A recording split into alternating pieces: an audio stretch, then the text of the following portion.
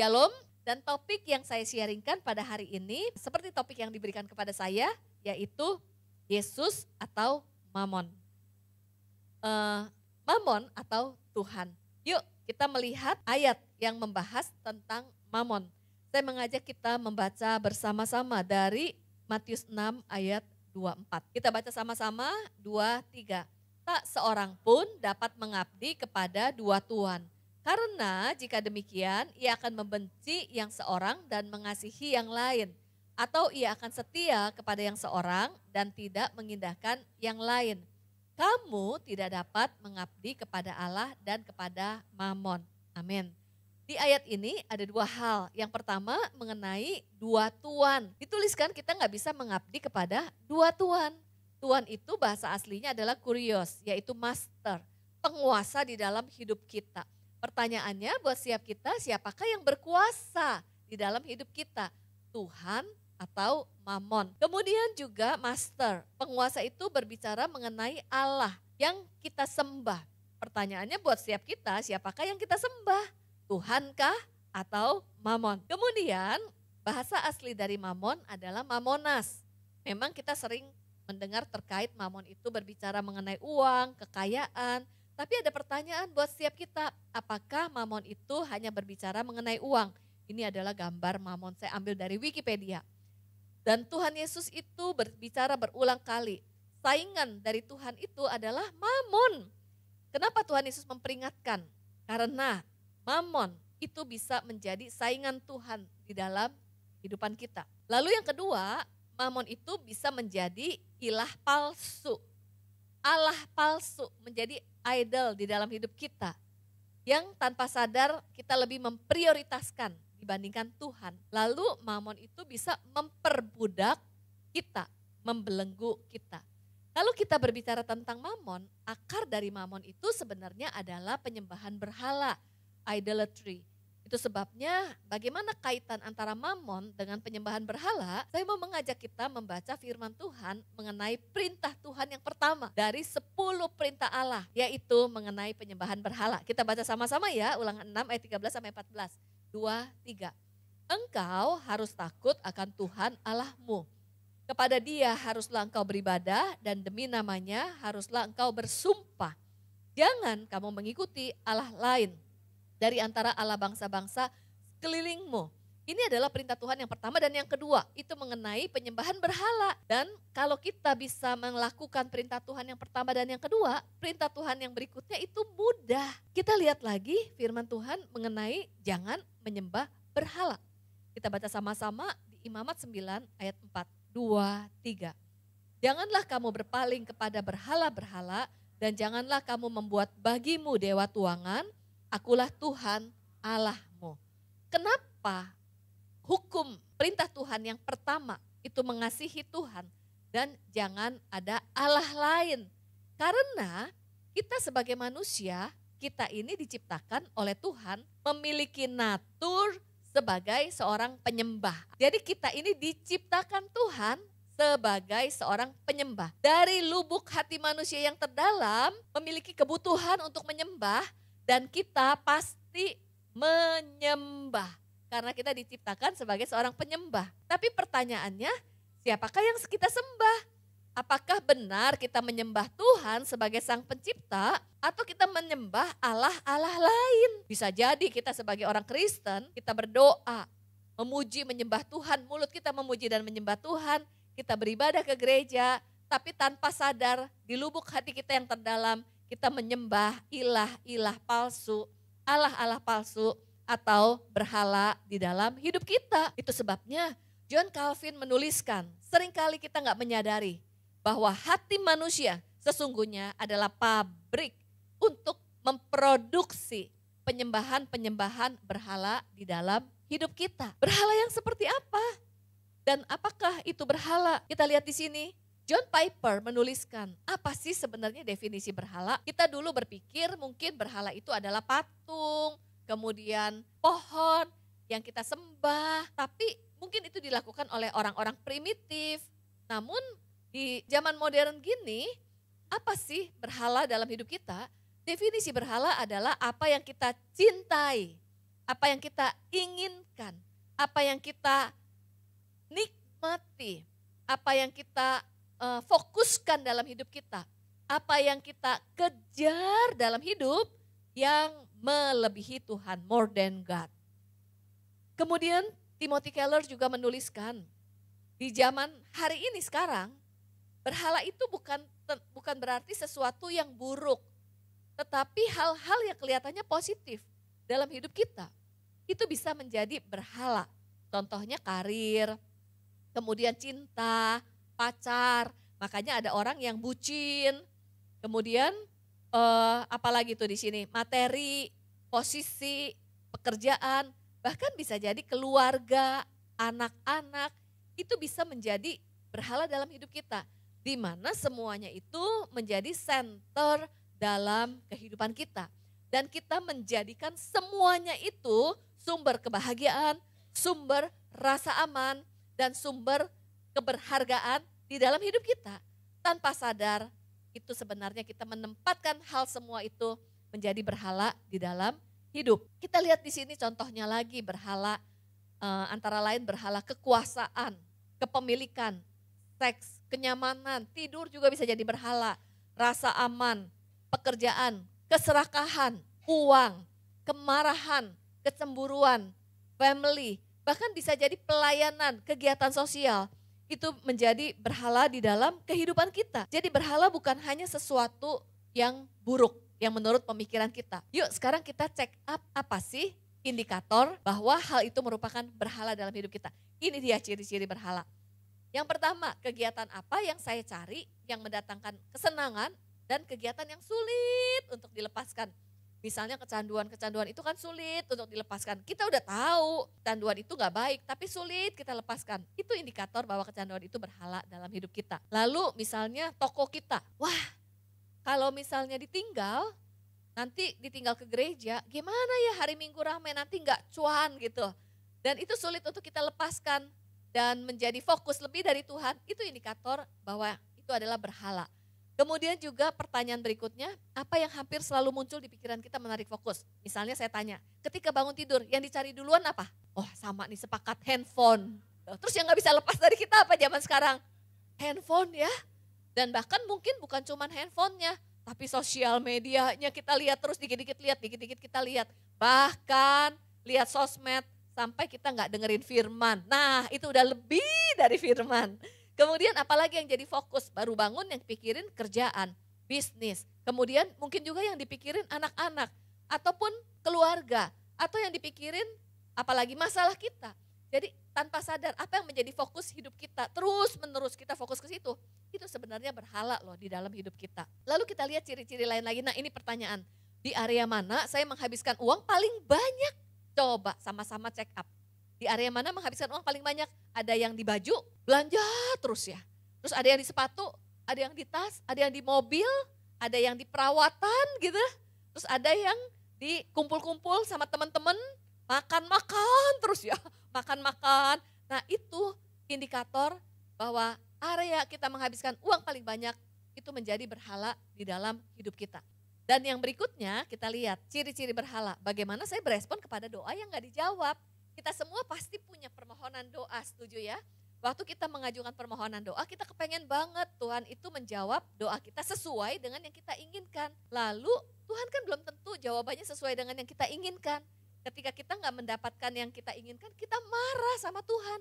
Dan kita sulit menerima jawaban yang Tuhan berikan, yang menurut Tuhan yang terbaik, sehingga kita sulit untuk menerima dan sulit untuk berserah dan mempercayai bahwa Tuhan memberikan yang terbaik. Nah, jawaban doa yang kita harapkan ini bisa jadi itu merupakan berhala dalam hidup kita. Karena kita jadi memaksa Tuhan untuk melakukan yang kita mau. Kemudian juga yang menariknya, apa yang memicu emosi saya menjadi tidak terkendali.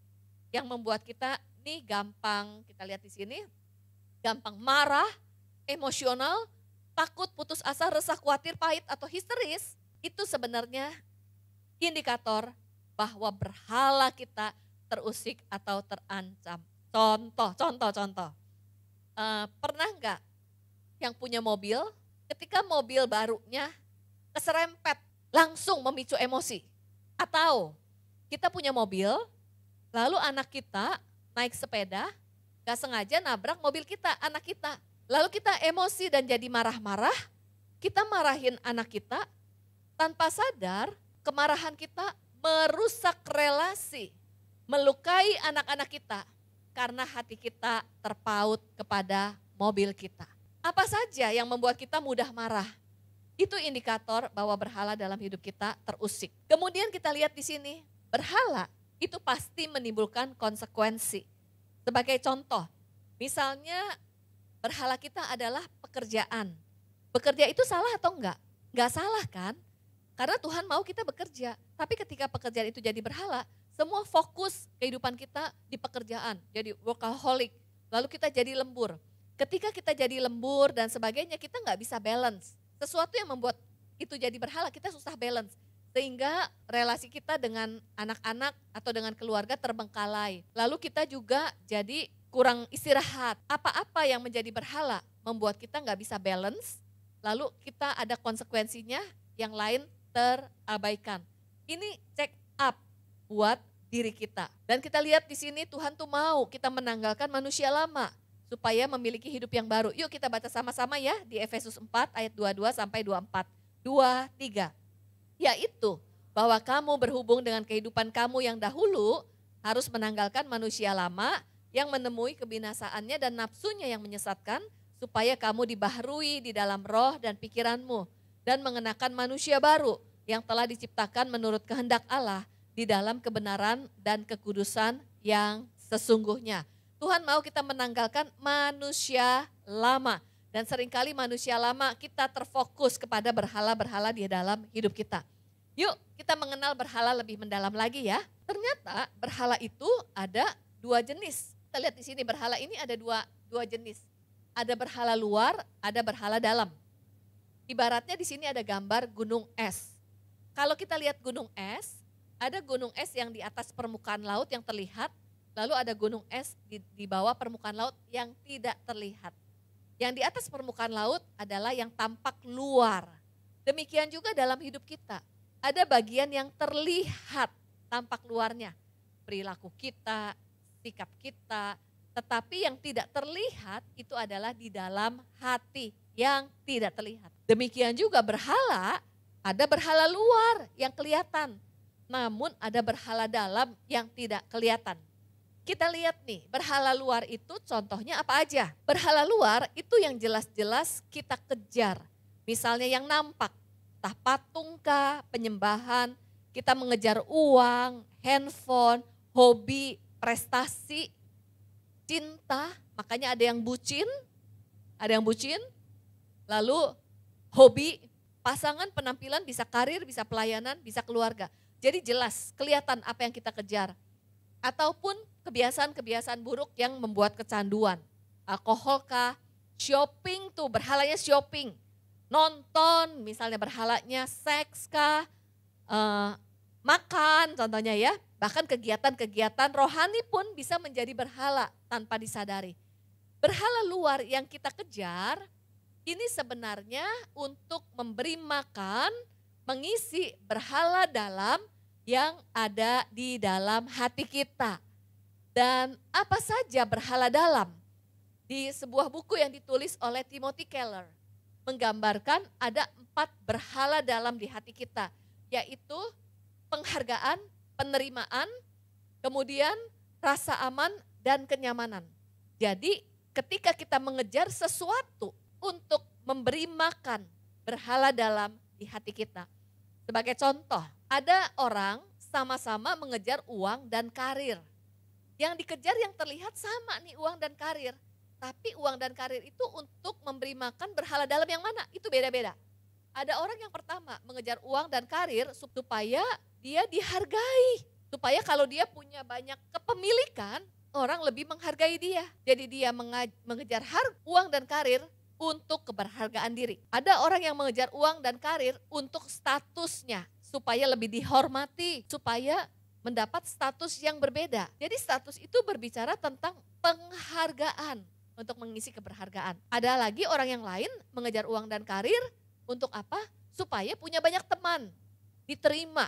Itu mengisi berhala dalam mengenai penerimaan dan relasi. Ada lagi, saya pernah dengar anak muda, saya mau mengejar uang yang banyak supaya kalau saya mengejar cewek ada yang mau sama saya gitu.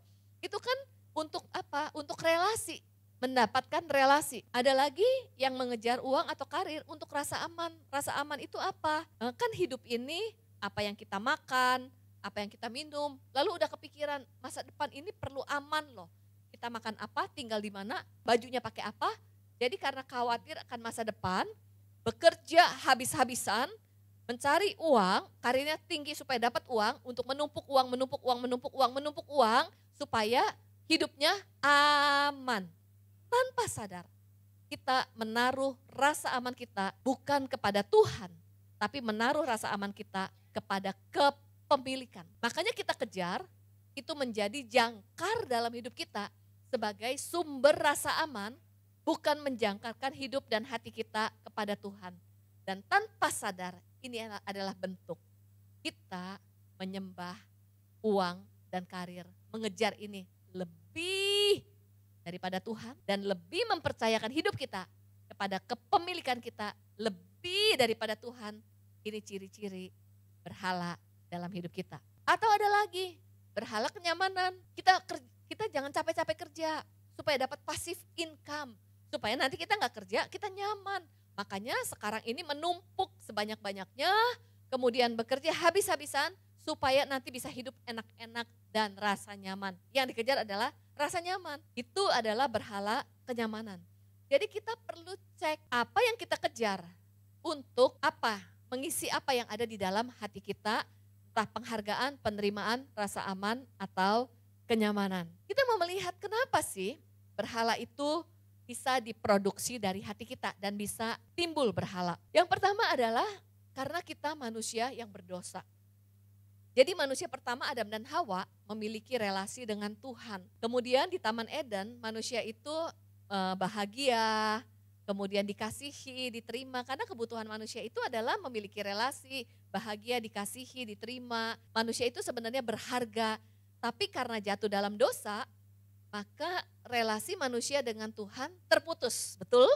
Kemudian ketika manusia jatuh dalam dosa, manusia itu lupa, kita lupa bahwa diri kita berharga, kita lupa dan hilang kesadaran bahwa kita pribadi yang dikasihi. Kemudian kita sebagai manusia kehilangan semua itu karena kehilangan hal-hal yang menjadi esensi dalam hidup kita yang sebenarnya hanya Tuhan yang bisa mengisi. Lalu karena kita kehilangan itu, ada sebuah lubang di hati kita, kita menjadi haus dan lapar akan kebahagiaan, akan kasih, akan penerimaan, akan penghargaan. Di hati kita ada haus dan lapar yang tidak pernah terpuaskan. Lalu kita mengejar kebahagiaan, penghargaan dari luar dan itu menjadi berhala dalam hidup kita. Jadi berhala itu mengisi sebuah lubang di hati kita yang seharusnya diisi oleh pribadi Kristus di dalam hati kita. Tetapi kalau kita mengejar semua yang dari luar, menjangkarkan hidup kita kepada yang di luar, kita tidak akan pernah puas dan itu menjadi jerat. Itu sebabnya manusia hidupnya self-center kepada diri sendiri, mengejar berhala untuk memenuhi kebutuhan diri yang tidak pernah puas. Dan itu menjadi hal yang kita kejar lebih dari Tuhan. Itu natur kita di dalam dosa. Kemudian yang kedua adalah kenapa bisa muncul berhala adalah pengalaman masa lalu. Kita ini semua memiliki pengalaman. Ada pengalaman positif, ada pengalaman negatif. Kemudian kita ini semua pernah mengalami sebagai seorang anak yang dibesarkan oleh orang tua. Nah, kita sebagai manusia diciptakan oleh Tuhan memiliki kebutuhan. Kita lihat di sini kebutuhan apa saja sebagai seorang manusia. Ada kebutuhan fisik, makan, minum, pakaian. Lalu ada kebutuhan rasa aman. Kemudian juga kebutuhan sosial, kebutuhan relasi. Kebutuhan harga diri, diakui, diterima, dan aktualisasi diri. Oke, idealnya kebutuhan ini terpenuhi Di masa kecil di dalam relasi dengan orang tua idealnya. Tapi kan kita dibesarkan dalam lingkungan yang tidak ideal. Saya cerita ini bukan menyalahkan siapapun, bukan menyalahkan masa lalu. Tapi kita supaya menyadari pengalaman masa lalu ataupun trauma atau sesuatu yang defisit di dalam hidup kita yang tidak terselesaikan. Itu akan berdampak di dalam hidup dan relasi dengan Tuhan. Singkat cerita, saya punya teman anak keempat, anak ketiga. Biasanya anak ketiga kalau baju itu bekas kan ya, bekas cici, bekas koko. Oke, lalu dia punya luka apa? Gak pernah pakai baju baru, dia terluka, gak sadar. Begitu diberkati, dia menebus masa lalu yang gak didapatkan. Dia terus jadi belanja baju. Dan itu jadi berhala dalam hidupnya. Kemudian saya kan tadi cerita, teman saya pendeta yang belanja sepatu. Ternyata waktu dia berdoa, Tuhan ingatkan. Di masa kecilnya dia dibesarkan dari keluarga yang miskin. Dia cuma punya sepatu satu sepanjang masa di SD. Sepatunya dari putih sampai hitam, sampai bau, sampai lubang, dijahit. Dan dia dibully karena gak bisa beli sepatu, sepatunya jelek. Jadi dia punya luka karena sepatu dia dibully. Apa-apa yang terluka yang belum dibereskan. Begitu dia diberkati, dia menebus itu dan dia jadi belanja sepatu. Sampai kapankah dia bisa stop? Dia cerita, ketika dia menyadari bahwa dia punya luka masa lalu, kemudian akhirnya dia berdamai dengan mengampuni orang yang pernah membuli dia.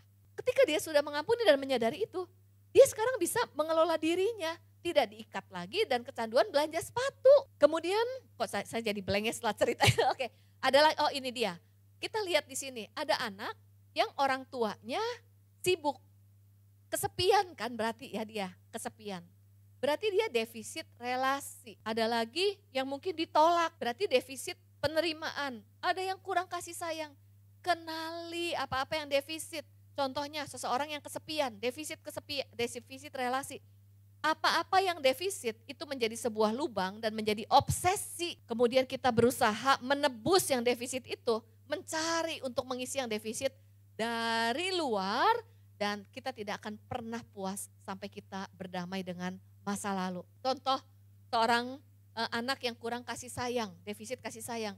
Dalam hidupnya dia akan mengejar kasih sayang dan keintiman. Makanya kenapa gonta-ganti pacar terus dan gak pernah cukup. Lalu udah menikah, masih kurang pula. Selingkuh sana sini. Karena apa? Yang defisitnya itu diisi dari luar. Dan selingkuhan dan cinta menjadi berhala dalam hidupnya. Contoh lagi, misalnya ada anak muda yang putus pacar tapi masih oke. Ada yang putus pacar langsung down dan depresi. Apa yang membedakan? Ketika menjadikan pacar sebagai itu menjadi berhala dalam hidupnya, ketika itu hilang, itu bisa membuat menjadi depresi. Sehingga apa-apa yang kalau hilang dalam hidup kita membuat kita jadi depresi dan down tanpa sadar, itu sebenarnya berhala di dalam hidup kita. Saya mau beri contoh, ada seorang anak muda, dia ini tadinya terikat narkoba, gak bisa lepas. Terus setelah punya pacar perempuan cantik, terlepas dari narkobanya. Orang-orang bilang, hebat bener pacarnya karena bisa menolong si pemuda ini bebas dari narkoba. Tapi sebenarnya bukan pacarnya yang membebaskan. Si pemuda ini hanya memindahkan berhalanya yang kepada narkoba untuk mengisi kesepiannya. Dia memindahkan kepada si pacarnya. Lalu menikahlah. Kan setelah menikah ada masalah, betul? Ada konflik yang sebenarnya itu perlu diatasi, hal yang wajar. Tetapi karena menjadikan pacarnya untuk berhala, mengisi kesepian, kekosongan hatinya. Ketika bermasalah dengan istrinya, ya dia cari yang lain berhalanya. Dugemkah sama teman-temannya, selingkuhlah sama yang lain. Dan tidak akan pernah selesai. Karena hati manusia adalah pabrik penyembahan berhala. Dan kita terus berusaha mengisi sampai kita membawanya kepada Tuhan. Bagaimana caranya untuk kita mengelola berhala dalam hidup kita? Oh iya, satu lagi. Ketika kita punya luka nih, misalnya kita nih ada sakit hati, ada kecewa, ada marah, ada stres. Marah, sakit hati, kecewa yang tidak diproses, itu akan menumpuk loh di dalam hati kita nih, menumpuk di sini. Kalau ini menumpuk dan gak diproses, kita itu jadi gelisah. Ketika kita gelisah, maka secara manusia, kita mencari sesuatu untuk mendatangkan ketenangan. Oke, gelisah, gak tenang. Carinya apa? Rokok. Udah gitu nanti gelisah lagi, betul? Carinya apa? Ingatnya rokok lagi. Dan ini menjadi berulang-ulang kecanduan dan gak pernah selesai. Kemudian waktu gelisah carinya apa? Oh oke, pornografi. Nanti gelisah lagi, carinya pornografi. Dan itu akan berulang-ulang. Contohnya makan. Ada nggak yang makan karena stres? Semakin stres semakin makan. Itu contoh loh, kan jadi emotional eating. Makan untuk mengatasi kegelisahan akibat tumpukan emosi. Jadi kenapa orang punya kecanduan, sulit untuk melepaskan kecanduan? Karena kecanduan itu masalah hati. Dimana ketika kita punya luka, kita nggak membereskan, lalu ada kemarahan, kesedihan, kekecewaan menumpuk. Sampai kapankah ini menumpuk? Akan menumpuk selamanya sampai kita melepaskan pengampunan dan berdamai dengan masa lalu. Dan ini menjadi kecanduan yang tidak pernah selesai. Gimana caranya? Yuk kita lihat di sini ada 3 R. Reconnect to God, restore our heart, and reset our purpose. Reconnect to God, biar bagaimanapun yang bisa memenuhi tangki hati kita, yang memuaskan, itu adalah Kristus. Karena kalau kita menjangkarkan sesuatu dari luar, itu tidak akan pernah puas. Reconnect to God juga berbicara bahwa kita ini terbatas. Jadi di dalam kehidupan kita, kita perlu sadari, berhala itu pasti akan pop up. Pop up itu muncul mengganggu kita. Godaan akan datang sepanjang masa, betul nggak?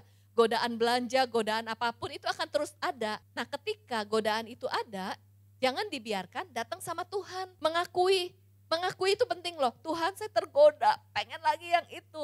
Tuhan saya iri hati. Tuhan saya tuh membandingkan diri dengan dia. Mengakui. Kemudian ketika mengakui, kita perlu mengucapkan speak the gospel to ourselves. Mengucapkan Injil.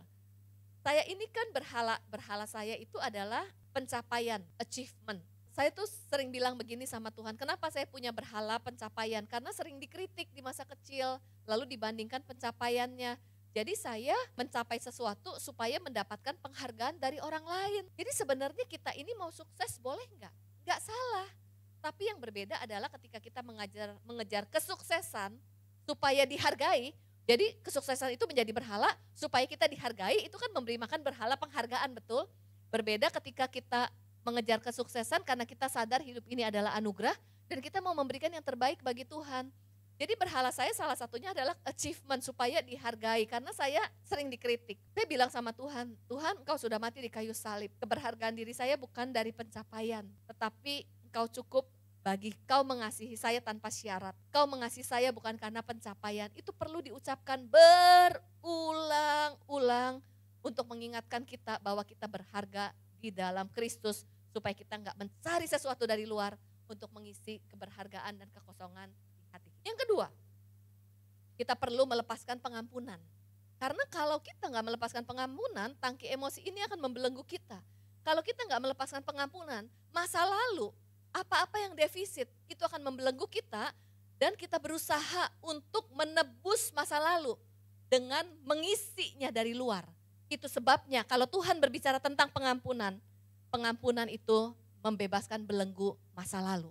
Ampuni orang tua kita, masa lalu kita, siapapun juga, maka kita akan terbebaskan. Yang ketiga adalah reset our purpose. Apa sih tujuan hidup kita? Menurut Martin Seligman ada 3 level tujuan hidup. Level yang pertama adalah pleasant life, kedua good life, ketiga meaningful life. Apa itu pleasant life? Pleasant life itu begini, kita ini tujuan hidupnya hanya ingin mendapatkan yang kita mau. Kita ini akan seneng banget kalau mendapatkan yang kita mau. Kayak anak kecil kalau dapat es krim, dia mau es krim, dia dapat, dia seneng. Tapi kalau nggak dapat es krim, dia ngambek. Oke, misalnya ada orang yang tujuan hidupnya pengen dapat rumah. Salah nggak? Nggak salah. Pengen punya aset banyak, salah nggak? Nggak salah, tapi apakah level tujuan hidup kita hanya segitu? Kalau level tujuan hidup kita hanya ingin mendapatkan yang kita mau, tanpa sadar kita menjadikan Tuhan tempat untuk meminta-minta. Lalu kita ibadah datang kepada Tuhan, tujuannya supaya semakin diberkati, supaya semakin mendapat mujizat, supaya doanya dijawab. Jadi hubungan kita dengan Tuhan transaksional. Saya taat kepada firman Tuhan, saya ikut Tuhan supaya, dan menjadikan Tuhan tempat untuk meminta-minta. Karena fokusnya adalah kesenangan pribadi. Berapa banyak orang Kristen, 1000 kebaikan Tuhan, mudah dilupakan hanya karena satu doa yang belum dijawab. Yang kedua, good life, status, popularitas, salah enggak? Apakah tujuan hidup kita hanya untuk keberhargaan diri, untuk mengisi berhala dalam kita? Menurut survei sumber kebahagiaan manusia ada 2. Yang pertama adalah dari eksternal. Kalau dia mendapat yang dia inginkan, maka manusia akan senang. Tapi betul loh, kalau kita dapat sesuatu kita akan senang. Tapi kesenangannya cuman sementara. Efek kesenangannya akan habis, lalu kita akan cari lagi. Dan hati manusia tidak pernah puas, self-center, natur dosa, selalu ingin memenuhi diri sendiri. Tapi ada sumber kebahagiaan yang berikutnya dari internal, kepenuhan di dalam diri kita.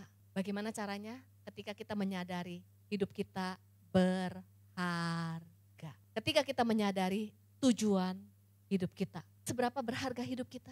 Yesus mati di kayu salib, menebus kita. Bukan dengan apa-apa yang di dunia ini. Tapi Tuhan menebus kita dengan nyawa Yesus Kristus. Jadi harga diri kita setara dengan nyawa Yesus Kristus. Kalau kita sadar, kita berharga, kita dikasihi dari hati kita yang terdalam.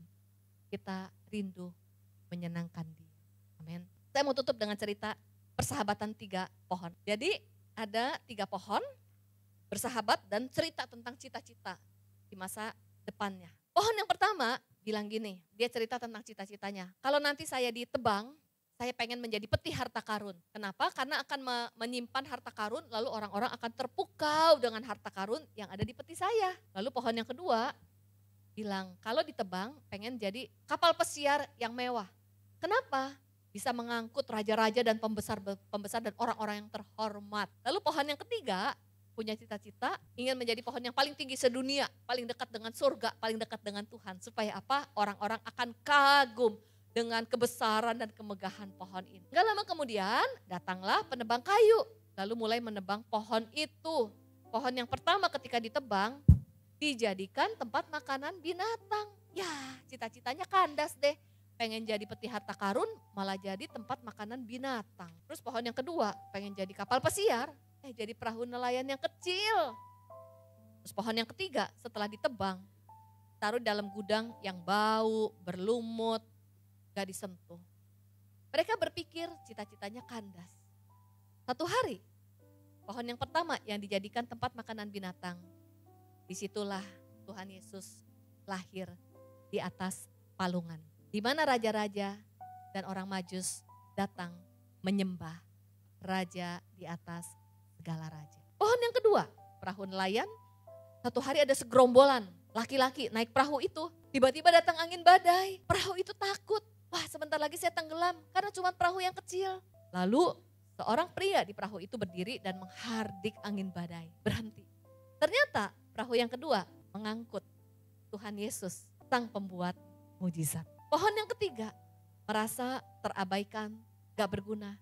Satu hari diambil dan dijadikan salib, tempat untuk menggantung Tuhan Yesus Kristus, mati di kayu salib, menebus dosa manusia. Percayalah, kita ada hari ini gak kebetulan. Tuhan punya rencana yang jauh lebih indah dari apa yang kita pikirkan.